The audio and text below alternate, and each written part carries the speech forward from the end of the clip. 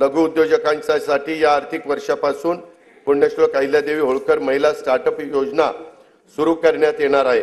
स्टार्टअपच्या अनुषंगाने अखिल भारतीय स्तरावरील महासंमेलन राज्यात आयोजित करण्यात येईल। पर्यटन क्षेत्रातील महिला लघु उद्योजकांनी 15 लाख रुपयांपर्यंत घेतलेल्या कर्जावरील व्याजाचा परतावा शासनाकडून करण्यासाठी आई योजना सुरू करण्यात आली आहे। त्यातून 10,000 रोजगार निर्माण होणार आहे। महिला व बालकांविरुद्धच्या अत्याचाराचे खटले देखील चालवण्यासाठी 100 विशेष जलदगती न्यायालयांना आवश्यक तो निधी राज्य शासन उपलब्ध करून देत आहे।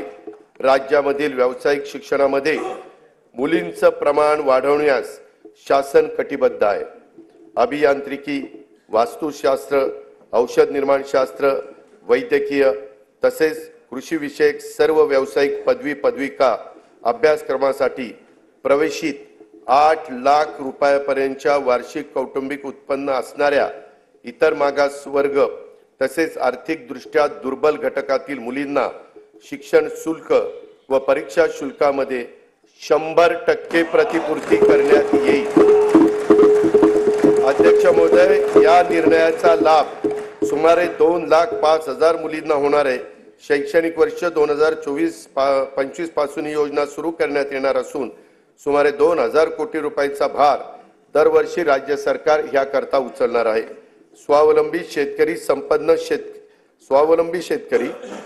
शेतकरी हे ब्रीद जपत शेतकऱ्यांना विविध पातळीवर सहाय्य करण्यासाठी शासन कटिबद्ध आहे।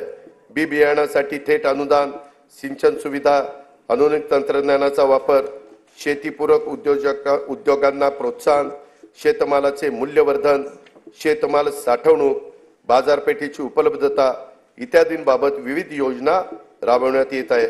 शासनाने सन 2023-24 या आर्थिक वर्षापासून शेतकऱ्यांना आर्थिक सहाय्य करण्यासाठी नमो शेतकरी महासन्मान निधी, 1 रुपयात पीक विमा, गोपीनाथ मुंडे शेतकरी सुरक्षा सानुग्रह अनुदान अशा विविध योजना सुरू केलेल्या आहेत।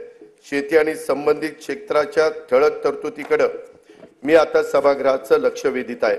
नैसर्गिक आपत्तीमुळे झालेल्या शेती पिकांच्या नुकसानापोटी शेतकऱ्यांना जुलै 2022 पासून 15,245 कोटी 76 लाख रुपयांची मदत करण्यात आलेली आहे।